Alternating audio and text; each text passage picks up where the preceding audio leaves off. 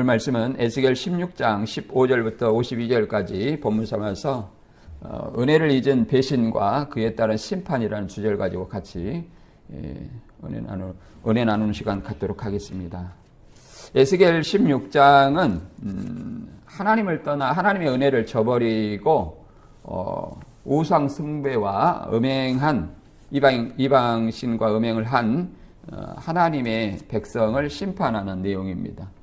말 그대로 그 결과 공개적으로 철저한 어떤 심판을 받게 하는 본문인데, 결국 은혜를 더 많이 받은 자가 더 큰 책임이 있다는 것을 우리가 본문을 통해서 알 수 있습니다.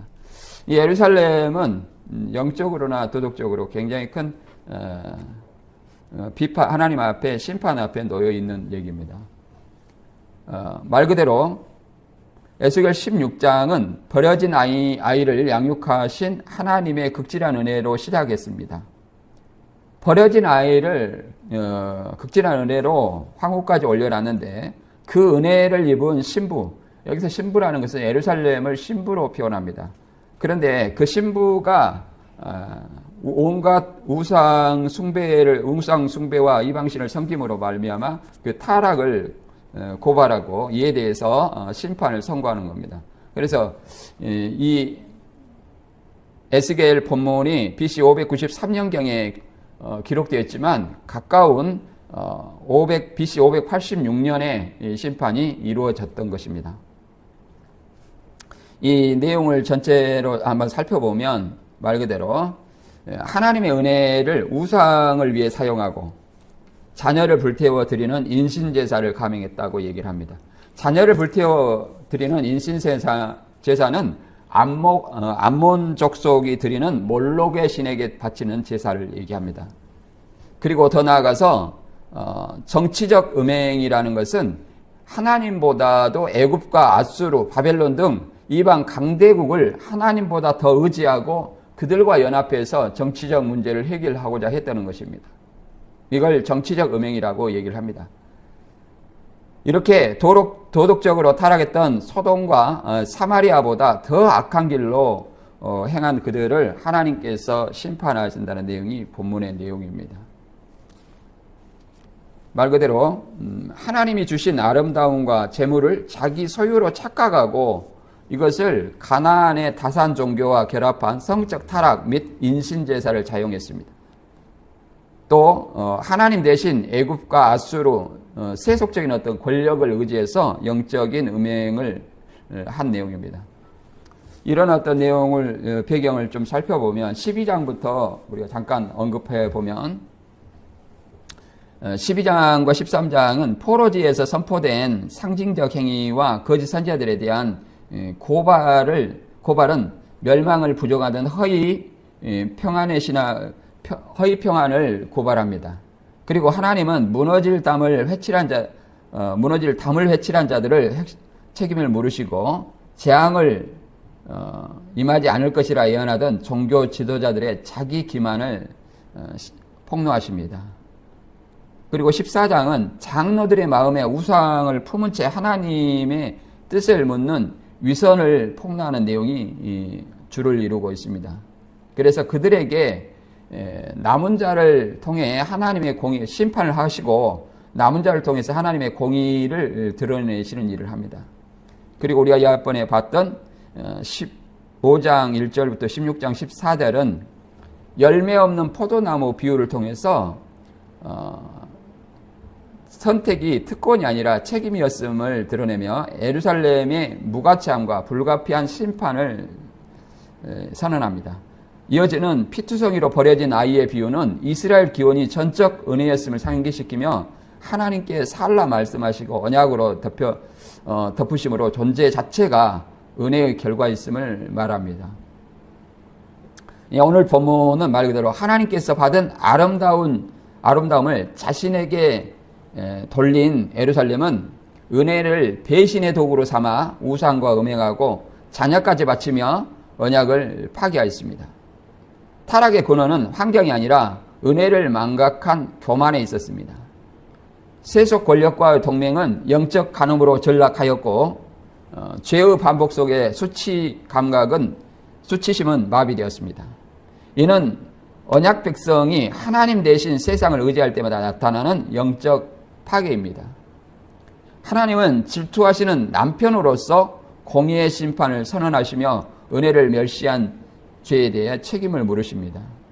예루살렘은 소돔과 사마리아보다 더 큰 죄인으로 규정되며 선택은 특권이 아니라 무거운 책임으로 다가서야 된다고 얘기를 합니다. 이 내용을 이제 한번 여기서 얻을 수 있는 교훈이 무엇인지 우리가 본문을 읽고 알아보도록 하겠습니다. 에스겔 16장 15절에서 41절까지만 읽어보겠습니다. 앞장만. 시작. 그러나 내가 내 화려함을 입고 내 명성을 가지고 행음을 하되 지나가는 모든 자와 더불어 음란을 많이 행하였으므로 내 몸이 그들의 것이 되도다. 내가 또 준 금은 장식품으로 너를 위하여 남자우상을 만들어 행음하며 또 내가 나를 위하여 낳은 내 자녀를 그들에게 데리고 가서 드려 제물을 삼아 불살랐느니라. 내가 내 음행을 작은 일로 여겨서 내가 어렸을 때에 벌거벗은 몸이었으며 피투성이가 되어서 발짓하던 것을 기억하지 아니하고 내가 모든 가증한 일과 음란을 행하였느니라.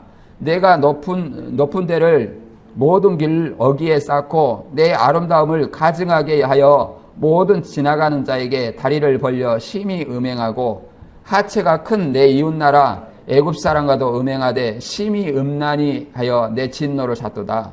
내가 음욕이 차지 아니하여 또 앗수르 사람과 행음하고 그들과 행음하고도 아직도 부족하게 여겨 주 여호와의 말씀이니라.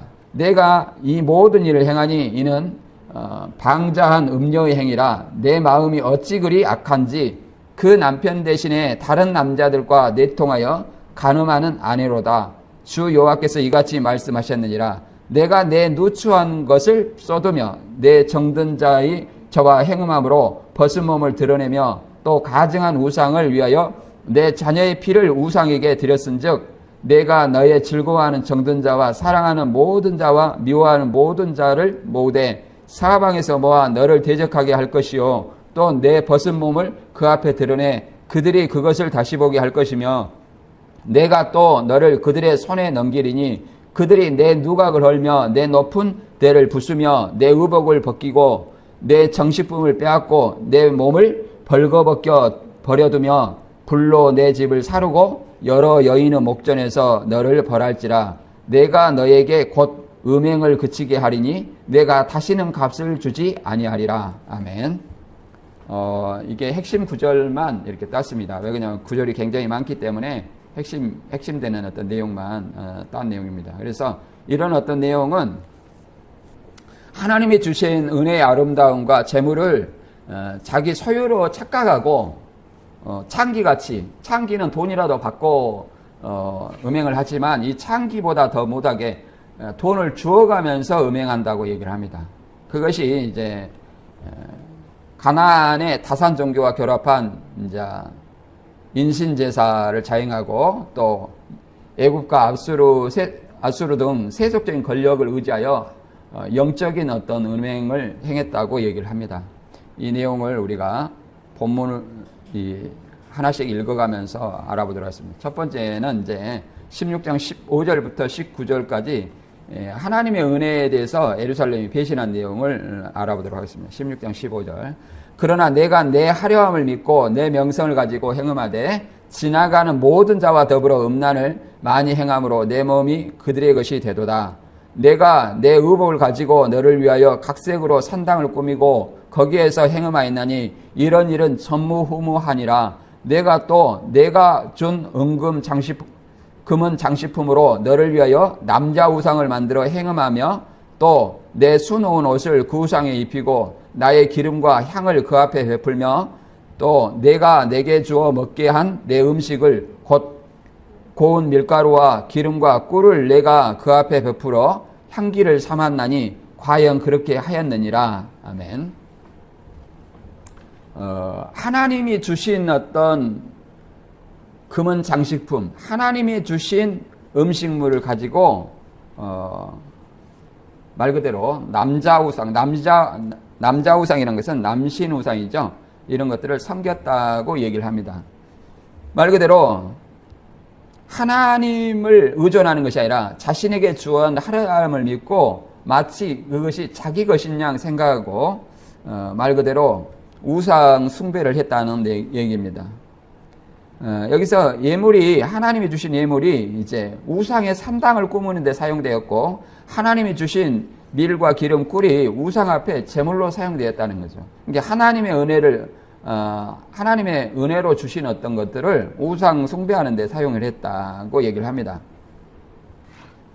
여기서 특히 이 남자 우상이라는 것은 말 그대로 이 난근적 형태를 가진 우상인데 이것은 하나님이 예루살렘을 하나님의 신부로 얘기했을 때 영적 간음하는 것을 우상 숭배를 간음으로 묘사하는 어떤 내용입니다.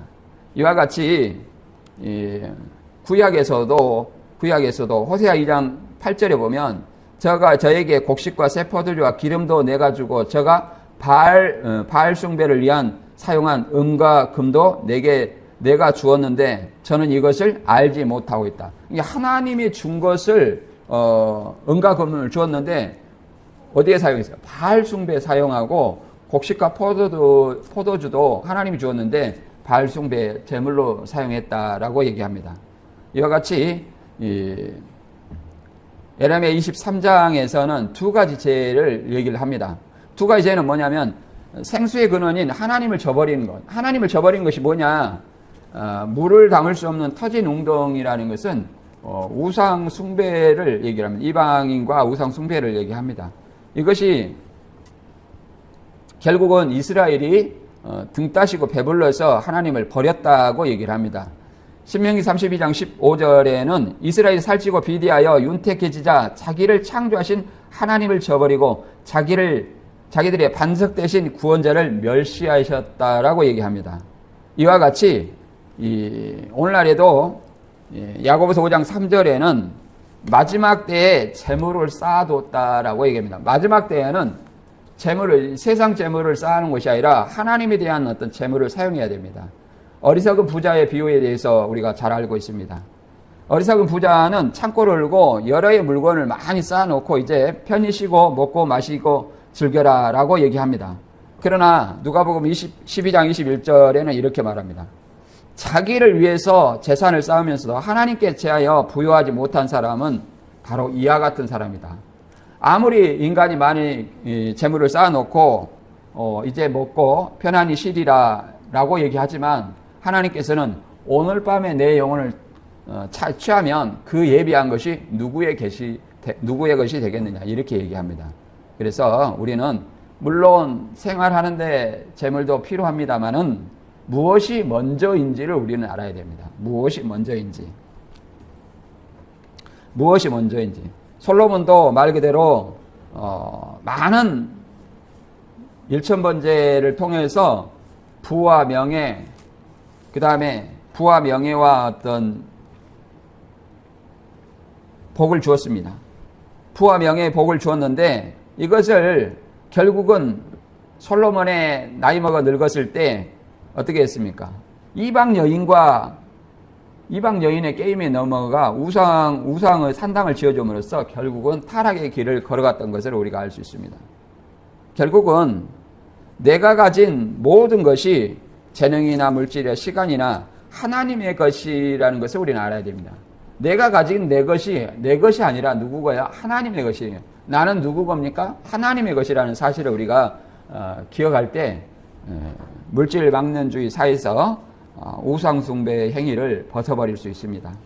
두 번째는 16장 20절부터 29절의 내용은 이방과의 음행과 우상숭배에 대한 내용을 담고 있습니다. 20절 또 내가 나를 위하여 낳은 내 자녀를 그들에게 데리고 가서 드려 제물을 삼아 불살랐느니라. 내가 내 음행을 작은 일로 여겨서 나의 자녀들을 죽여 우상에게 넘겨 불 가운데로 지나가게 하였느냐. 내가 어렸을 때 벌거벗은 몸이었으나 피투성이가 되어서 발짓하던 것을 기억하지 아니하고 내가 모든 가증한 일과 음란을 행하였느니라.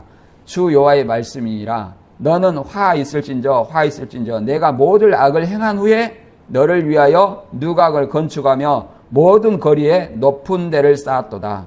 내가 높은 데를 모든 길 어귀에 쌓고 내 아름다움을 가증하게 하여 모두 지나가는 자에게 다리를 벌려 심히 음행하고 하체가 큰 내 이웃나라 애굽 사람과도 음행하되 심히 음란히하여 내 진노를 사도다. 그러므로 내가 내 손을 내 위에 펴서 내 일용할 양식을 감하고 너를 미워하는 불례선 여자 곧 내 더러운 행실을 부끄러워하는 자에게 너를 넘겨 임의로 하게 하였거늘 내가 음욕이 차지 아니하여 또 아수르 사람과 행음하고 그들과 행음하고도 아직 부족하게 여겨 장사하는 땅 갈대아에까지 심히 음행하되 아직 족한 줄을 알지 못하였느니라 라고 얘기합니다. 여기서는 말 그대로 말 그대로 가나안의 암몬족 속의 신들 몰록에게 제사 드리는 몰록 우상에 자기 자녀를 제물로 바치는 우상 숭배를 행하고 있고, 또 영적으로 이 애굽과 아수르에 대해서 근사적으로 의존하는 것을 하나님을 의지해야 되는데 어디를 정치적인 어떤 강대국과 의존해서 동맹을 맺고 조공 정치를 행했다는 겁니다. 이게 뭐냐면 정치적인 음행이에요. 정치적 음행. 이 말 그대로 종교적인 어떤 우상숭배 표현이 결국은 뭐예요? 강대국에 하나님께 의탁하는 것이 아니라 강대국에 의탁하는 정치적 음행으로 이렇게 벌쳐졌습니다. 그 결과 자기 자녀를 살해하고 끝없는 어떤 세상 힘에 하나님 대신 세상 힘에 의지하려고 하여 영적 음행을 하였고, 이것도 부족하여 많은 이방 세력과 연합하는 영적 음행에 빠져 있었습니다. 이들은 만족하지 못했다는 거죠. 그래서 세상 권력인 이방 동맹으로 그것을 해결하려고 했습니다. 그러나 그것을 그들은 해결할 수 없었습니다. 이 몰렉 숭배의 인신제사는 왕상 16장 3절에 보면 구약에도 암몬신이라고 그랬죠. 암몬신. 이스라엘 왕들을 그대로 본받았다. 그는 또 여호와께서 이스라엘 백성 앞에서 쫓아내신 이방 민족의 더러운 풍습을 본받아 자기 아들을 산채로 불에 태워 우상의 제물로 바쳤으며 라고 말합니다. 이 인신제사는 반복해서 말하지만 자녀를 불러 태워 우상에 바치는 인신제사를 얘기합니다.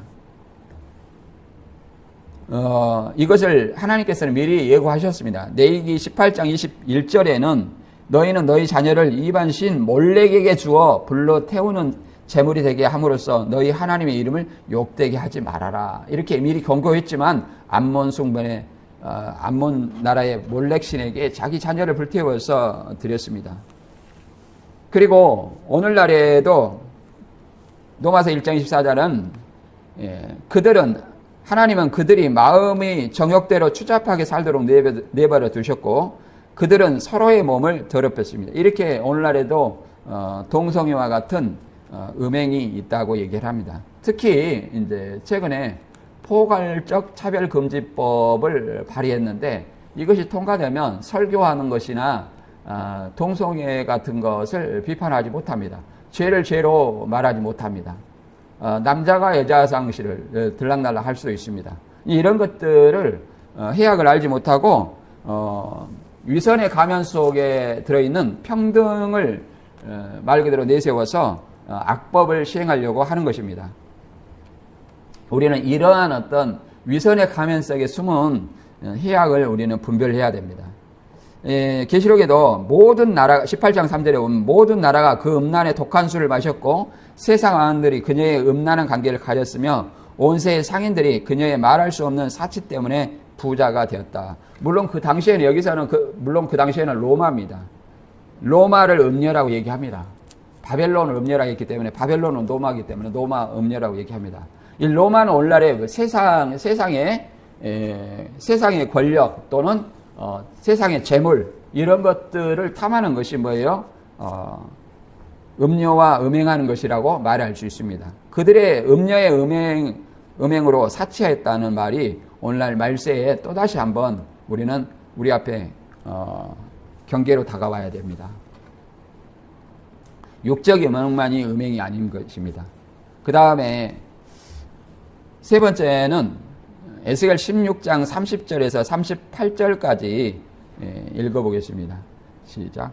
주 여호와의 말씀이란 내가 이 모든 일을 행하니 이는 방자 num녀의 행위라. 내 마음이 어찌 그리 악한지 내가 누각을 모든 길 어귀에 건축하여 높은 데를 모든 거리에 쌓고도 값을 싫어하니 창기같이 아니하도다. 그 남편 대신에 다른 남자들과 내통하여 간통하는 아내로다. 사람들은 모든 창기에게 선물을 주거늘 오직 너는 내 모든 정든 자에게 선물을 주며 값을 주어 사방에서 와서 너와 행음하게 하니 내 음란함이 다른 여인과 같지 아니함은 행음하려고 너를 따르는 자가 없음이며 또 내가 값을 받지 아니하고 도리어 값을 줌이라. 그런즉 다른 여인과 같지 아니하니라. 그러므로 너 음녀야 여호와의 말씀을 들을지어다. 주 여호와께서 이같이 말씀하셨느니라. 내가 내 누추한 것을 쏟으며 내 정든 자와 행음함으로 벗은 몸을 드러내며 또 가증한 우상을 위하여 내 자녀의 피를 그 우상에게 드렸은즉 내가 또 간음하고 사람의 피를 흘리는 여인을 심판함 같이 내가 너를 심판하여 진노의 피와 질투의 피를 내게 돌리고 라고 말하고 있습니다. 여기서 이제 중요한 것은 예루살렘을 뭐라고 얘기하냐면 창기 같지 않도다라고 얘기합니다. 창기 같지 않다는 말은 무슨 말이냐면 보통 창기는 화대를 받고 창기짓을 합니다. 화대를 받고 창기짓을 하지만 말 그대로 여기 예루살렘은 뭐냐면 말 그대로 대가를 받고 몸을 파는 창기보다 더 타락해서 오히려 자신이 대가를 주며 이방을 끌어들였습니다. 이것은 뭐냐면 조공을 주고 이방인과 관계를 이방인을 의존했다는 겁니다. 하나님을 의지 아니하고 애국과 아수르에 의존했다는 것들을 얘기합니다. 돈을 주고서 이 동맹을 맺었다는 것을 얘기를 합니다. 이거는 완전히 하나님을 저버리는 어떤 배교의 행위며 주체성을 상실한 것입니다. 이런 것들이 이방 동맹국이 오히려 예루살렘을 공격하고 파괴하는 도구가 된다는 것을 예루살렘을 알지 못했습니다. 그래서 철저한 응징으로 뭐냐면 옷을 벗기고 폐물을 빼앗으며 산당을 헐어버리는 공개적 형벌을 내리시겠다고 얘기합니다. 간음에 대해서는 많이 구약에서 얘기하고 있습니다. 우리가 십계명에도 간음하지 말라 이렇게 얘기를 하고 있습니다. 간음한 사람은 레위기 20장 10절에 누구든지 남의 아내와 간통하면 남녀를 다 같이 처형하라 라고 얘기합니다. 그래서 돌로 쳐주겠죠. 말 그대로 계시록 17장 16절에도 내가 본 바 그 열불과 짐승이 창녀를 미워하며 그녀를 망하게 하고 벌거숭이가 되게 할 것이며 그녀의 살을 먹고 불로 그녀를 태워버릴 것이다. 여기서 이제 그녀라는 것은 음녀죠. 음녀는 바벨론은 그 당시 로마입니다. 로마. 많은 어떤 왕국들이 로마, 곧 오늘날은 세상이죠. 세상과 더불어 짝을 하는 것을 얘기합니다. 하나님보다 그들을 더 의지하고 하나님보다 뭐 세상 재물을 더 의지하는 것을 성경은 본문에서는 영적 간음이라고 얘기합니다. 영적 간음이다. 그래서 이 호세아에서도 이런 어떤 사례가 있습니다. 호세아 아내 고멜이 어떤 여자입니까? 음란한 여자입니다. 그래서 남편을 버리고 음란하게 행하다 결국 노예의 신분으로 전락하여 팔려가게 된 수치스러운 어떤 모습을 이렇게 음행의 최후로 보여주고 있습니다. 말 그대로 죄의 대가는 죄는 달콤하게 시작되나 그 끝은 반드시 공개적인 수치와 파멸을 하나님의 심판을 불려온다는 것을 성경은 얘기를 합니다. 하나님의 징계는 우리를 완전히 멸하는 데 있지 아니하고 정결케 하여 다시 부르시는 데 있습니다. 회개케 하는 데 있습니다. 우리는 하나님 앞에 무엇을 더 사랑하는지를 알아야 됩니다. 네 번째 문단으로 이제 하나님의 분노를 해소하는 내용입니다. 심판하는 내용이죠. 16장 41절부터 43절까지 읽어보겠습니다. 불로 내 집들을 사르고 여러 여인의 목전에서 나를 벌할지라 내가 너에게 곧 음행을 그치게 하리니 내가 다시는 값을 주지 아니하리라. 그러한즉 나는 내게 대한 내 분노가 그치며 내 질투가 내게서 떠나고 마음이 평안하여 다시는 노하지 아니하리라. 내가 어렸을 때 기억하지 아니하고 이 모든 일로 나를 분노하게 하였은즉 내가 내 행위대로 내 머리에 보응하리니 내가 이 음란과 내 모든 가증한 일을 다시는 행하지 아니하리라. 주 여호와의 말씀이라. 하나님께서 예루살렘이 이제 창녀짓을 어떻게 하냐면 애굽이나 아수르에게 조공을 바치면서 그러니까 돈을 주면서 창짓을 했다는 것은 조공을 바치면서 동맹을 맺어서 하나님보다 그 인간 세상의 나라를 더 의지했다고 얘기합니다. 애국과 아수르를. 그것을 음행이라고 얘기합니다. 돈을 받고 동맹을 맺어도 부족한데 돈을 주고 동맹을 맺었다는 거예요. 그러니까 조공을 바치고 동맹을 맺었다는 거예요. 그런데 그것이 자기들의 발등을 찍을 것을 알지 못했다고 얘기를 했습니다. 그런데 여기서는 이제 그것조차 다시는 값을 주지 아니하리라. 그 말은 이제 하나님께서 심판으로 말미암아 조공하지 못하고 이방과 동맹하지 못하도록 심판을 하겠다는 겁니다. 왜? 하나님은 질투하는 하나님이기 때문에 너에게서 떠나라는 거예요. 그걸 보호해 줬어요. 하나님이 보호해 줬는데 다시는 그러하지 않게 하겠다. 43절에 내가 내 행위대로 내 머리에 보응하리니 이 음란과 내 모든 가증한, 음란은 지금 이방 나라와 그 돈을 주고 창기짓을 하는 걸 얘기합니다. 다시 말해서 이방 애국과 아수르에게 돈을 주면서 조공을 바치면서 동맹을 맺은 것을 얘기합니다. 내 모든 가증한 일은 뭐예요? 그들의 이방 신의 우상 숭배를 하는 것을 얘기를 합니다. 이방 신을 섬기는 우상 숭배를 하는 것을 얘기를 합니다.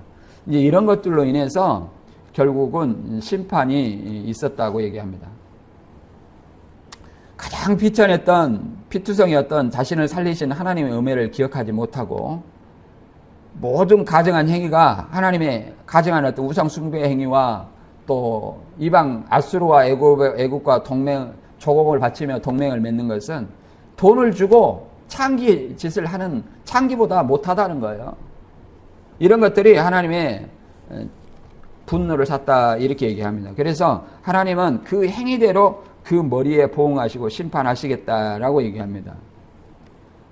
성경에서는 단순한 말 그대로 은혜를 저버리는 자에게 반드시 심판이 있음을 경고를 하고 있습니다.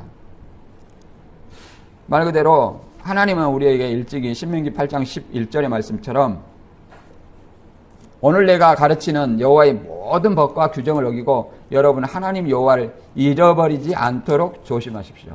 하나님을 가르침과 모든 법규 규정, 그 다음에 하나님을 잃어버리지 않도록 주의해야 됩니다.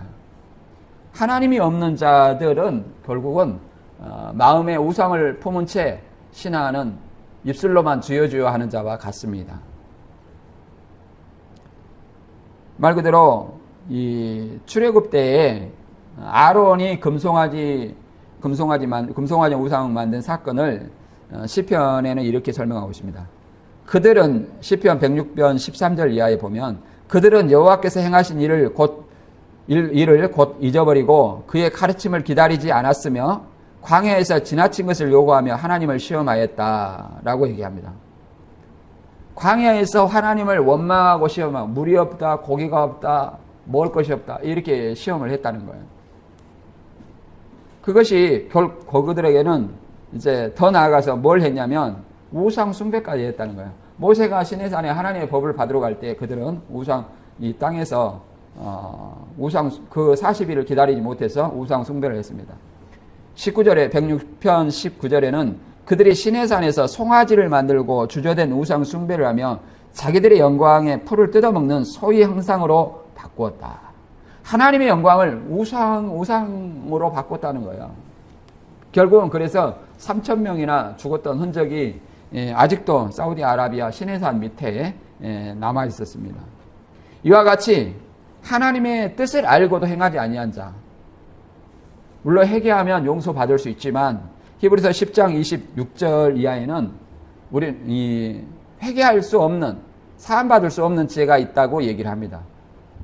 또 사함받을 수 없는 죄를 성령 해방죄라고 얘기하듯이 히브리서 10장 26절에는 이렇게 얘기합니다. 개역 한글에는 짐짓죄라고 얘기합니다. 짐짓죄. 그런데 여기서는 고의적으로 계속 죄를 짓는다면 이렇게 얘기합니다. 읽어보겠습니다. 만약 우리가 진리를 알고 난 후에도 고의적으로 계속 죄를 짓는다면 그것을 속지 않은 제사는 없고 두려운 마음으로 심판을 기다리는 것과 하나님을 대적하는 원수를 소멸하는 무서운 불만 있을 것입니다. 라고 얘기합니다. 고의적으로 계속 죄를 짓는다면, 알고도 계속 죄를 짓는다면 그들에게 있는 것은 심판만이 그들에게 있다고 얘기를 합니다.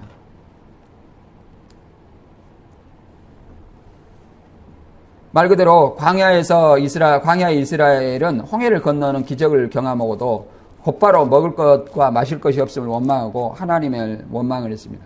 그래서 그들은 결국은 1세대가 광야에서 엎드러졌다는 사실을 우리는 기억해야 됩니다. 하나님께서 우리에게 베푸신 은혜의 사건들을 우리는 기억해야 됩니다. 내가 가진 것이 내 것이 아니라 내 것이라고 착각하는데 내가 가진 것은 하나님이 주신 것입니다. 당연한 것이 아니라는 거예요.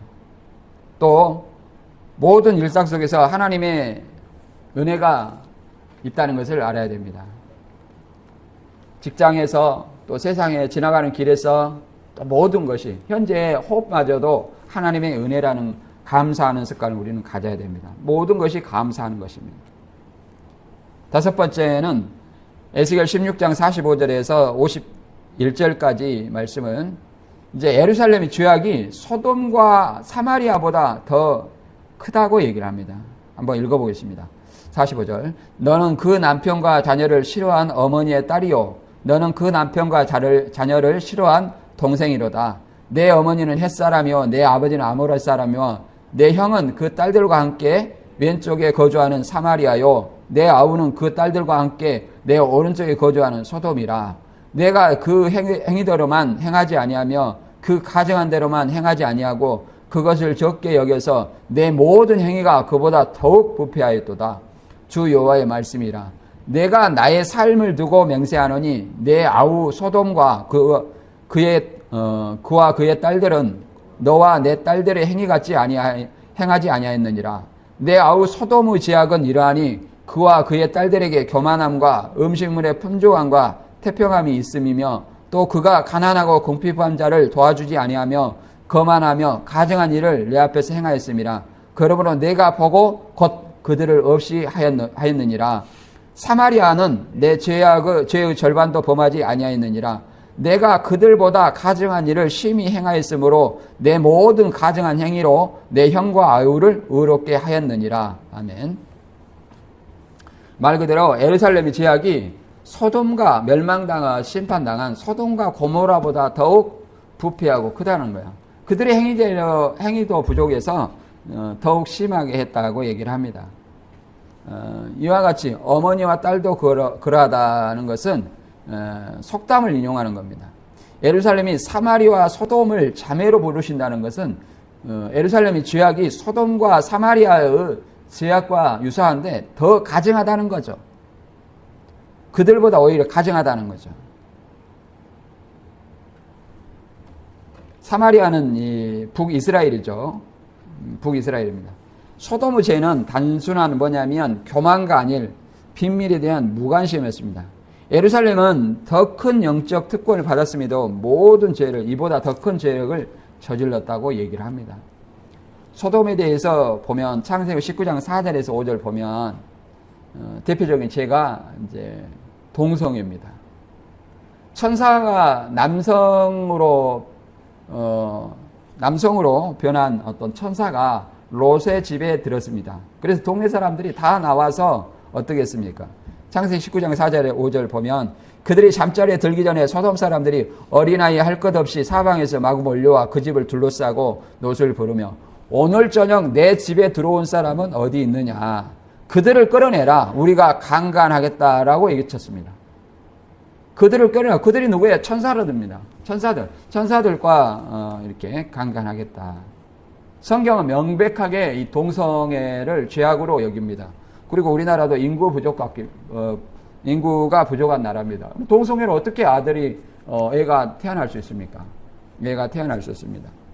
근데 이런 일을 오늘날에도 하고자 평등이라는 가면 속에 차별금지법을 발의하곤 합니다. 이것이 이 차별금지법은 말 그대로 교회를 말살시키는 법이라는 것을 우리는 알아야 됩니다. 이 예루살렘이 가버나움에 대해서 예수님은 이렇게 얘기하셨습니다. 마태 11장 23절에 가버나움아 내가 하늘까지 높아질 것 같으냐? 아니다. 지옥까지 내려갈 것이다. 내가 내게 베푼 그 엄청난 기적을 소돔에서 행하였더라면 오늘까지 소돔이 남아있을 것이다 라고 얘기합니다. 이와 같이 가버나움은 소돔보다도 더 악한 말 그대로 악한 도시라고 얘기를 합니다. 갈릴리 가버나움이죠. 갈릴리 가버나움입니다. 그리고 계시록 11장 8절에도 이렇게 얘기를 합니다. 그들의 시체는 큰 성길에 버려질 것입니다. 그 성은 그들의 주님이 십자가에 못 박히신 곳이며 영적으로는 소돔 또는 이집트라고도 합니다. 그 성은 말 그대로 십자가에 못 박힌 예루살렘, 말 그대로 두 증인을 죽인 곳이 뭐예요? 예루살렘, 선지자 하나님 믿는 백성이다. 그리고 소돔 또는 이집트라고 한다. 영적으로는 이렇게 얘기합니다. 그것이 뭐예요? 결국은 소돔 때와 같이 이집트의 때와 같이 하나님의 백성을 핍박하고 자해하는 어떤 존재로 설명을 하고 있습니다. 오늘 말씀을 다시 한번 정리를 해보겠습니다. 오늘 본문은 은혜로 세워진 예루살렘이 그 아름다움을 스스로 것으로 착각하고 우상과 음행하여 끝내 소돔보다 더 큰 죄에 이르렀음을 폭로합니다. 하나님께 받은 은혜를 배신하는 도구로 결국 수치와 심판을 피할 수 없음을 보여줍니다. 그러나 이 엄중한 선언 속에서도 우리는 하나님의 심판이 변덕이 아니라 언약적 공의임을 드러냅니다. 우리의 구원 또한 우리의 의가 아니라 정적인 긍휼과 하나님의 은혜의 근거에 있음을 다시 확인하게 됩니다. 그러므로 우리 성도는 은혜에 당연히 여기지 말고 교만과 자기 의를 버리며 하나님 앞에 겸손히 회개하고 거룩한 성도 행위로 응답해야 됩니다. 오늘도 우리를 붙드시는 주님의 은혜를 기억하며 스스로 의롭다 하지 않고 두렵과 떨림으로 순종하는 참빛교회 공동체가 되기를 주님의 이름으로 축원합니다. 아멘.